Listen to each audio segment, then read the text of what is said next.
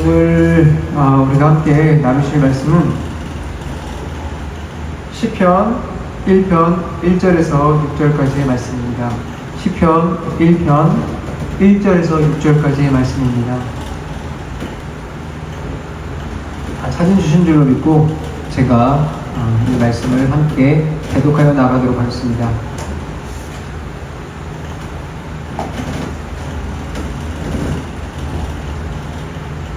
복이 있는 사람은 악인들의 꾀를 따르지 아니하며 죄인들의 길에 서지 아니하며 오만한 자들의 자리에 앉지 아니하고 오직 여호와의 율법을 즐거워하여 그 율법을 주야로 묵상하는도다. 그는 시냇가에 심은 나무가 철을 따라 열매를 맺으며 그 잎사귀가 마르지 아니함 같으니 그가 하는 모든 일이 다 형통하리로다. 악인들은 그렇지 아니하며 오직 바람에 나는 겨와 같도다. 그러므로 악인들은 심판을 견디지 못하며 죄인들이 의인들의 모임에 들지 못하리로다. 무릇 의인들의 길은 여호와께서 인정하시나 악인들의 길은 망하리로다. 아멘. 오늘 우리가 함께 나누실 설교 말씀 제목은 묵상입니다. 묵상을 어떻게 하는가? 이것이 주제입니다. 묵상을 어떻게 하는가? 이 말씀을 함께 나누려고 합니다. 우리는 지금 주일을 통해서 계속 강해 설교를 진행하고 있습니다. 갈라디아서를 보고 있는데 지난주 우리가 1장 1절을 통해서 하나님의 말씀에 묵상이 정말로 시급히 필요하다라는 것을 말씀을 드렸습니다. 그래서 성도님들께서 그렇다면 묵상은 어떻게 하는 것입니까? 라고 저에게 물어봤어요. 그래서 제가 오늘은 이 설교를 잠시 강의 설교를 멈추고 묵상을 어떻게 하면 되는 것인가 여러분들과 함께 나누기 위해서 오늘 이 시간 함께 말씀을 나누려고 합니다. 묵상은 우리에게 정말로 중요합니다.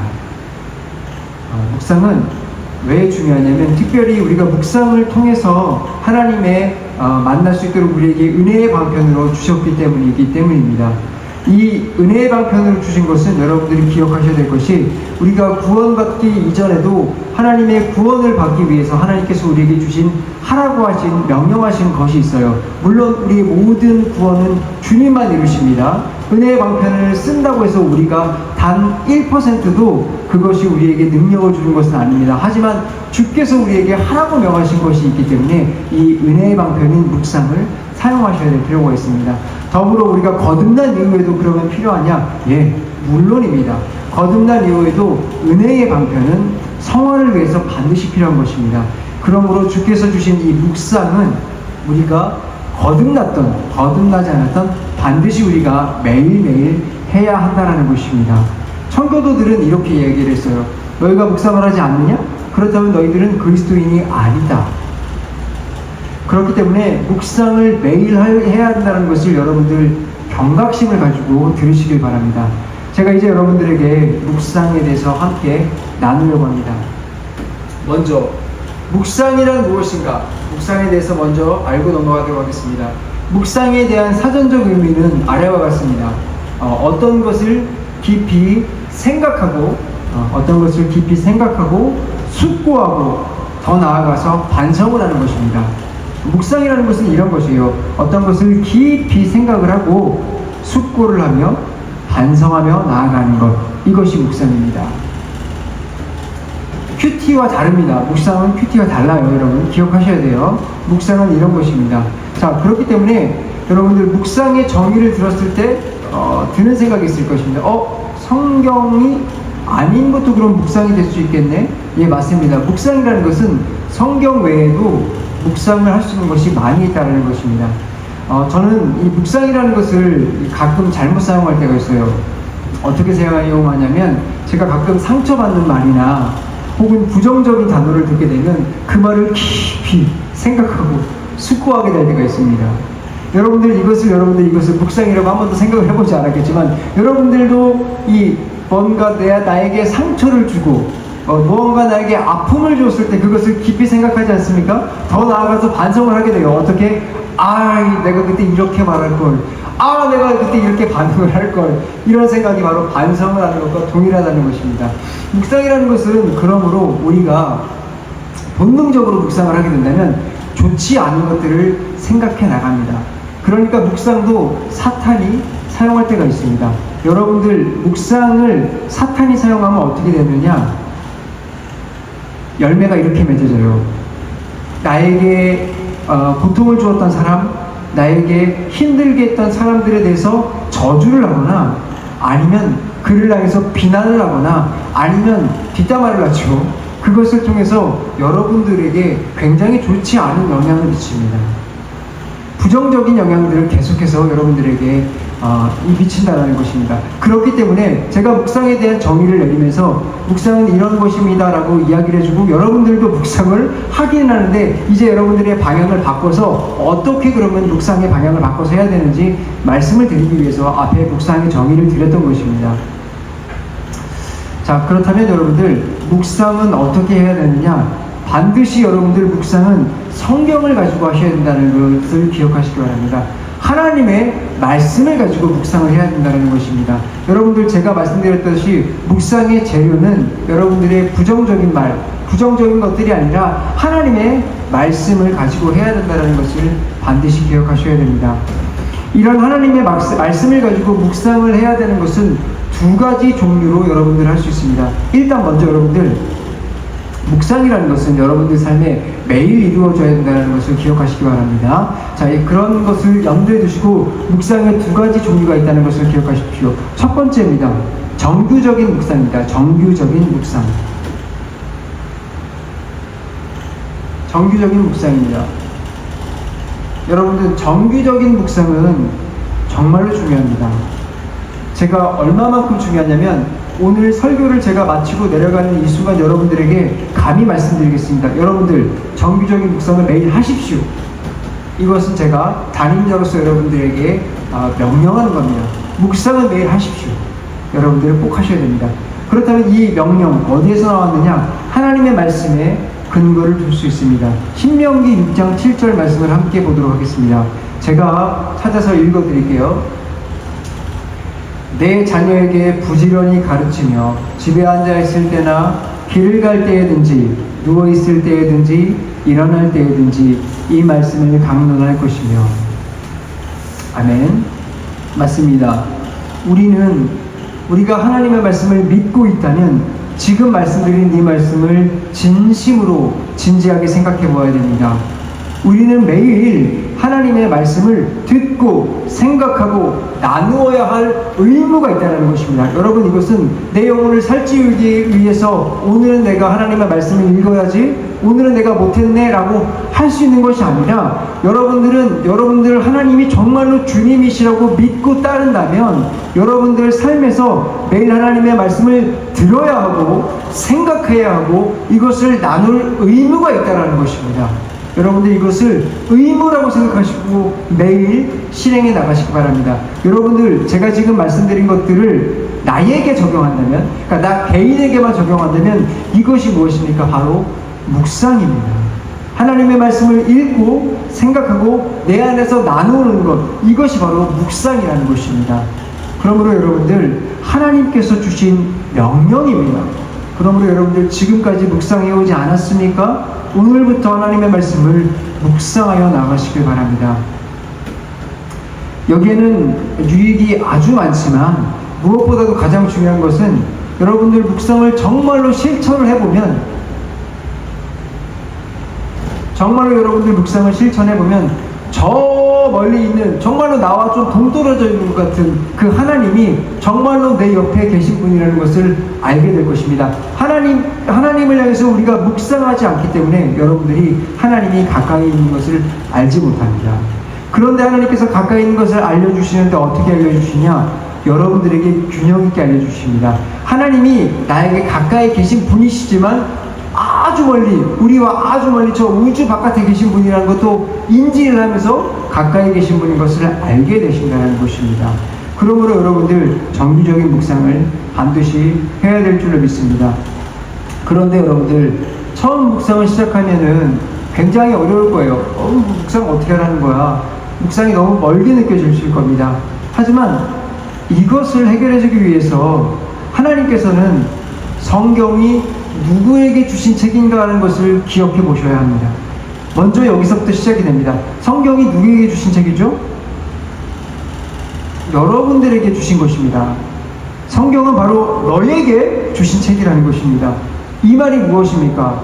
바로 하나님께서 여러분들에게 이 성경이라는 편지를 써서 당신에게, 여러분에게, 성도님들에게 주셨다라는 것입니다. 그렇기 때문에 여러분들이 묵상을 시작하는데 너무 어렵다라고 생각을 하지 마시고, 이것을 딱 받아들고 펼칠 때 하나님이 나에게 편지를 주신 거구나, 나에게 하나님이 주신 말씀이니 나에게 무슨 말씀을 하실까라는 마음으로 여러분들 성경을 먼저 읽으셔야 한다는 것입니다. 여러분들이 이렇게 성경을 읽어나가고 묵상해 나갈 때 하나님께서 우리에게 주시는 것이 무엇이냐? 여러분들을 자연스럽게 기도하는 것으로 이끌어 주실 것입니다. 묵상을 하게 되면 여러분들에게 기도할 것이 자연스럽게 열리게 될 것입니다. 여러분들, 기도를 많이 어려워하는 성도님들이 계십니다. 기도라면 내가 원하는 것을 구할 때가 많아요. 그죠? 기도가 그것이라고 생각하는 사람들도 있어요. 그렇기 때문에 내가 원하는 것들을 막 나열합니다. 나열을 하다 보면 10분이 지나면 할 말이 없습니다. 발버둥 뭉쳐도 20분이 지나면 할 말이 없어요. 그렇기 때문에 먼저 우리는 기도에 대한 정의도 먼저 좀 알아야 됩니다. 기도가 분명히 우리에게 우리가 구할 것을 구하라고 말한 것은 맞습니다. 하지만 하나님께서 기도를 주신 원래 오리지널 뜻, 정말 하나님께서 우리에게 기도를 주신 뜻은 예수님의 기도에서, 예수님이 알려주신 기도에서 살펴볼 수 있는데 무엇이냐? 하나님의 나라와 하나님의 뜻을 구하라고 하시기 위해서 우리에게 기도를 주신 것입니다. 여러분들, 하나님의 나라와 하나님의 뜻, 하나님의 나라와 하나님의 뜻을 어떻게 구합니까? 굉장히 막막하시죠? 그것을 해결해 주는 것이 여러분 바로 묵상입니다. 앞서 말씀드린 대로 하나님의 말씀을 묵상을 하면 내가 어떻게 기도해야 되는지 알게 된다고 말씀을 드렸죠. 하나님의 뜻이 무엇인지 보이고 분간이 되기 때문입니다. 하나님의 나라가 무엇인지 여러분들에게 보이고 그것을 구할 수 있도록 하시기 때문입니다. 그렇기 때문에 여러분들은 하나님의 나라와 하나님의 뜻을 구하기 위해서라도 매일매일 묵상을 해야 된다는 것입니다. 여러분들, 묵상을 해야 여러분들에게 기도에 힘이 생긴다는 것을 기억하시기 바랍니다. 그러므로 여러분들 매일매일 하나님께 묵상할 수 있는 정규적인 묵상을 하시기 바랍니다. 자, 이제 두 번째 묵상입니다. 두 번째 묵상은 비정규적인 묵상을 해야 됩니다. 비정규적인 묵상을 해야 합니다. 먼저 기억하셔야 됩니다. 우선은 정규적인 묵상, 이 묵상을 통해서 나눈 이 유익을 비정규적인 묵상을 통해서도 나눌 수 있다는 것을 기억하시기 바랍니다. 여러분들, 비정규적인 묵상이 주는 유익이 있기 때문에 여러분들에게 이 구분을 드려서 말씀드립니다. 비정규적인 묵상은 말 그대로 규칙적이지 않은 묵상입니다. 아까 말씀드린 묵상은 여러분들이 매일 시간을 정해놓고 묵상을 해야 됩니다. 예를 들어 내가 아침 7시에 묵상을 하겠습니다라고 결정을 했다면 그 시간에 매일 묵상을 해야 된다는 것입니다. 근데 비정기적인 묵상은 나머지 23시간, 그 시간 동안 자유롭게 묵상을 하는 것입니다. 어떻게 묵상을 하느냐? 갑자기 내 눈에 들어오는 일이나 사물이나 사건들을 가지고 묵상을 하는 것입니다. 이런 것입니다. 갑자기 그것을 바라보는데 어떠한 생각이 떠오를 때 그것을 하나님의 말씀과 연결시켜서 생각을 하는 것입니다. 예를 들어서 이런 것이에요. 제가 앞서 말씀드렸던 부정적인 사건들 있지 않습니까? 그 사건들을 내가 마주했을 때 그 사건들의 깊이 그것만 생각하는 것이 아니라 이 사건을 바라보면서 하나님의 말씀을 내가 읽었던 부분 중에서 이 사건과 연관이 있는 것이 무엇인지 생각을 해보는 것입니다. 그리고 그것에서 하나님께서 뜻하시는 것이 무엇인지 찾아내는 것입니다. 이것이 바로 비정규적인 묵상을 하는 방법입니다. 여기에 대한 예가 성경에도 나와 있어요. 어디? 솔로몬의 잠언에 보면 나와 있습니다. 솔로몬의 예 무엇입니까? 하나님께서 솔로몬에게 개미를 보게 하셨습니다. 그리고 그가 개미를 보면서 생각을 했어요. 아, 개미가 부지런하구나.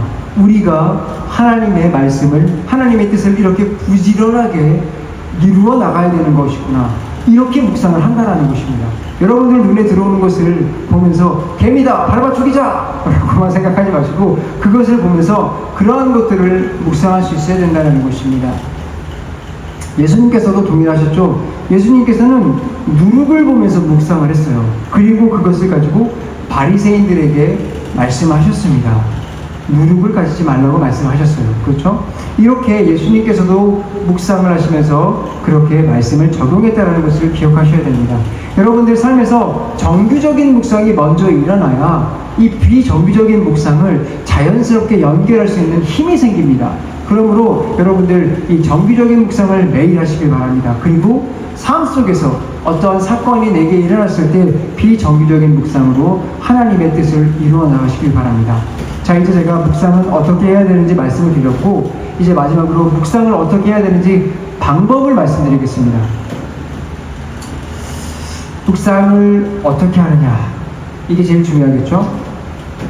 먼저 여러분들 묵상을 하기 위해서 가장 먼저 해야 될 것은 말씀을 읽어야 합니다.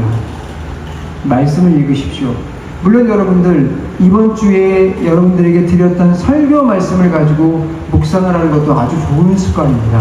하지만 일단 기본적으로 말씀을 읽으시기 바랍니다.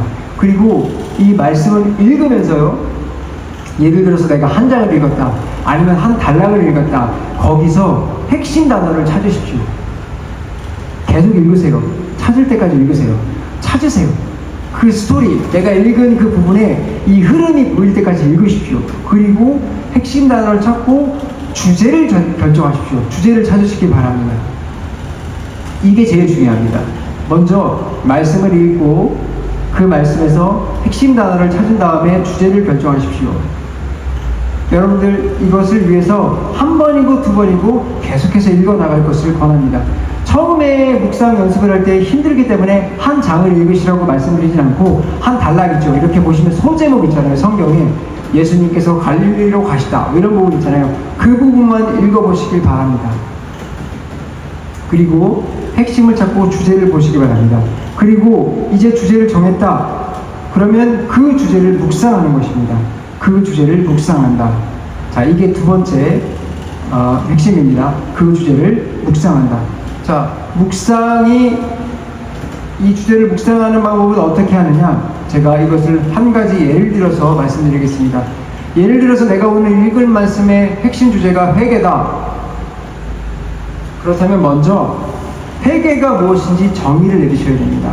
예를 들면 성경사전 같은 거를 보십시오.